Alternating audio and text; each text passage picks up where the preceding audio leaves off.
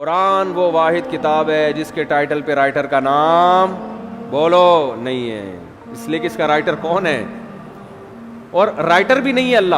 اللہ متکلم ہے، اللہ نے یہ لکھی نہیں ہے، اللہ نے کلام کیا، یہ اور عزت دے دی اللہ نے، اس کو کلام کیا، جبریل سے کلام کیا، اور جبریل کے ذریعے اپنا کلام نبی کے قلب پہ نازل کیا۔ ایسا اللہ جب کلام کرتا تھا نا ہمارے نبی صلی اللہ علیہ وسلم کے قلب پہ، اس کلام کو جو اللہ کی ذات سے نکلا ہوا کلام، اس کو جب ہمارے نبی کے دل پہ نازل کرتا تھا، آپ صلی اللہ علیہ وسلم کو شدید سردی میں سخت ترین پسینہ آتا تھا۔ آج جو ہم نے آیت پڑھی ہے نا کہ کلوا واشربوا حتی یتبین لکم الخیط الابیض من الخیط الاسود من الفجر، پہلے یہ آیت نازل ہوئی کہ تم صبح سحری کے وقت تک کھا سکتے ہو جب تک سفید دھاگا کالے دھاگے سے جدا نہ ہو جائے۔ اصل میں اللہ تعالیٰ یہ بتا رہے تھے کہ اتنی روشنی ہو جائے کہ سفید اور کالے دھاگے میں فرق تمہیں نظر آنا شروع ہو جائے۔ یہ جب ہوتا ہے جب مشرق کی طرف سورج کی روشنی ایسے لمبائی میں پھیلنا شروع ہوتی ہے۔ اب صحابی کی سمجھ میں ہی نہیں آیا، وہ سمجھے کہ اس آیت کا یہی مطلب ہے کہ کالا دھاگا اور سفید دھاگا، حالانکہ یہ کنایا تھا کہ صبح صادق ہو جائے۔ تو وہ صحابی جو تھے نا وہ یہ لے کے بیٹھ گئے اور دھاگوں میں فرق کرنے لگے۔ تو جب فرق کرنے لگے تو پریشان ہوئے، نبی صلی اللہ علیہ وسلم کے پاس آئے کہ اللہ کے کلام کا مطلب کیا ہے۔ تو آپ صلی اللہ علیہ وسلم پر اللہ نے ایک لفظ نازل کیا چھوٹا سا، کلوا واشربوا حتی یتبین لکم الخیط الابیض من الخیط الاسود، کہ رات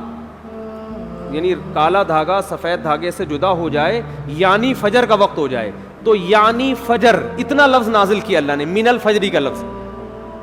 اور امی عائشہ فرماتی ہیں کہ اتنا سا لفظ جب نبی پہ نازل ہوا تو شدید سردی میں آپ صلی اللہ علیہ وسلم کے پسینہ ٹپکنا شروع، ایسے نچڑنا شروع۔ ہم سمجھ گئے کہ آپ پر کیا نازل ہو رہی ہے، وہی۔ جب آپ صلی اللہ علیہ وسلم نارمل حالت میں آئے تو آپ نے کیا لفظ پڑھا، من الفجر، بس اتنا سا لفظ۔ تو یہ اللہ کا کلام تھا۔ ایک اور دلچسپ واقعہ ہمیں ملتا ہے احادیث میں، قرآن مجید کی آیتیں نازل ہوئیں، لا یستوی القاعدون من المؤمنین، جو مومنین میں پیچھے بیٹھنے والے لوگ ہیں وہ ان کے برابر نہیں ہو رہے جو میدان جہاد میں بولو لڑتے ہیں۔ پیچھے بیٹھنے والے آگے میدان جہاد میں لڑنے والوں کے برابر، بولتے کیوں نہیں یار، کیا ہو گیا، نہیں ہے۔ وہ لڑ رہے ہیں میدان میں، قربانیاں دے رہے ہیں، تم یہاں پیچھے بیٹھے ہوئے ہو۔ ٹھیک ہے تم نماز پڑھ رہے ہو، زکوٰۃ دے رہے ہو، عبادت کر رہے ہو، لیکن ان سے ایسا تھوڑی ہوا تو ہاتھ ضائع ہونے کا خطرہ، آنکھیں ضائع ہونے کا خطرہ،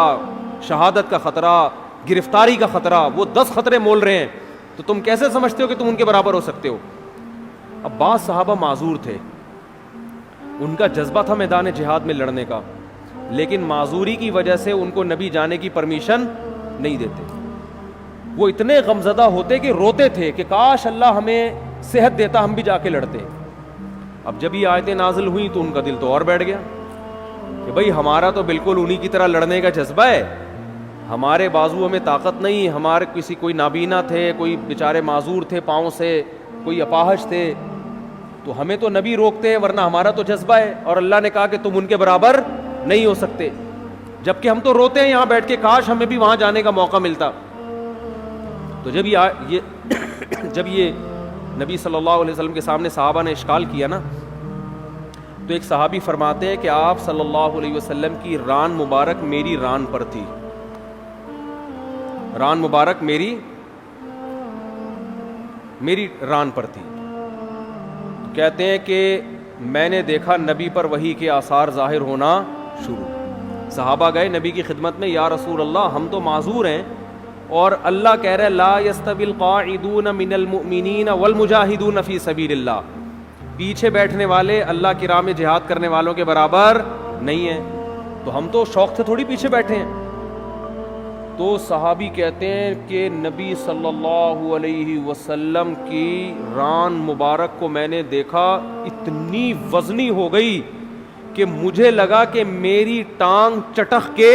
پچک جائے گی، ہڈی ٹوٹ جائے گی اس کی، اتنی بھاری ران ہو گئی آپ صلی اللہ علیہ وسلم کی، اور آپ پر ایسے کپکپی کے آثار، تھوڑی دیر میں آپ صلی اللہ علیہ وسلم کا جسم ہلکا ہو گیا، اور آپ نے ایک لفظ کی تلاوت کی، غیر اولی الضرر، بشرطے کہ ان کو کوئی مجبوری،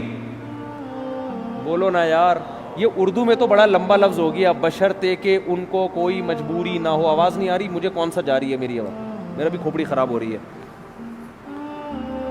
آواز نہیں آ رہی ان کو، تصویر پہ گزارا کریں۔ تو غیر اولی الضرر، بشرطے کہ ان کو ضرر نہ ہو۔ اردو میں تو یہ لفظ بہت لمبا ہے، عربی میں غیر اولی الضرر، بس اتنا سا لفظ نازل ہوا ہے اللہ کی طرف سے، اور صحابی کہتے ہیں اتنا جسم بوجھل ہو گیا کہ میری ٹانگ مجھے قریب تھا کہ ٹوٹ کے چٹک کے پچک جائے گی وہ، اور ایسے آپ صلی اللہ علیہ وسلم کے پسینہ نچڑنے لگا جہاں پہ۔ میں یہ سوچتا تھا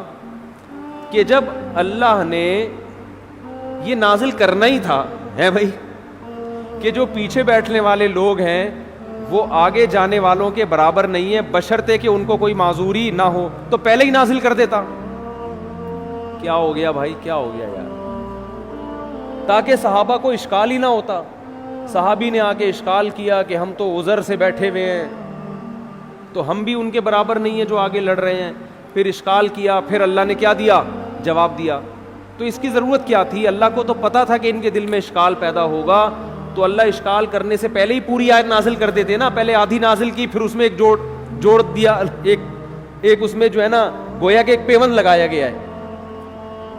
اصل میں یہ حکمت تھی قرآن کی حقانیت، قرآن کی حقانیت، کہ نبی اپنی طرف سے ایک لفظ کا بھی اس میں اضافہ نہیں کر سکتے، ورنہ نبی اس کی تشریح کر دیتے نا، کہ بھائی تم جو میرے پاس آئے ہو اور یہ پوچھ رہے ہو کہ پیچھے بیٹھنے والے آگے بیٹھنے والوں کے برابر نہیں ہیں، تو میں نے اللہ سے پوچھا، اللہ نے مجھے بتا دیا ہے، میرا وہی تو ویسے بھی آتی تھی نا جس کو حدیث کہا جاتا ہے، یہ بھی تو اللہ سے پوچھ کے ہی باتیں کرتے تھے آپ صلی اللہ علیہ وسلم۔ تو میں نے اللہ سے پوچھا، اللہ نے بتایا کہ اس میں خود بخود یہ شرط لگی ہوئی ہے کہ بشرطے کہ کوئی عذر نہ ہو، یہ بتا دیتے، لیکن نہیں، اللہ نے یہ ثابت کرنا تھا کہ اس میں نبی اپنی طرف سے کوئی ایڈیشن بولو نہیں کر سکتے، اور صحابہ کو یہ بھی دکھانا تھا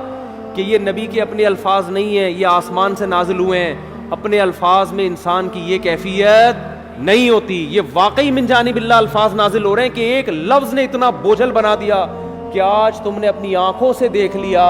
کہ تمہاری ٹانگ ٹوٹ کے ہلاک ہونے والی تھی۔ اس کا مطلب یہ ایک لفظ کا بوجھ ہے جو اللہ کی ذات سے نکلا اور پیغمبر کے قلب پہ نازل ہوا، تاکہ صحابہ کو اور اطمینان ہو جائے کہ یہ ان کا کلام نہیں ہے، اپنے کلام کے وقت یہ کیفیت تھوڑی ہوتی ہے انسان کی۔ تو ایسا اللہ نے حفاظت کا وعدہ کیا، اور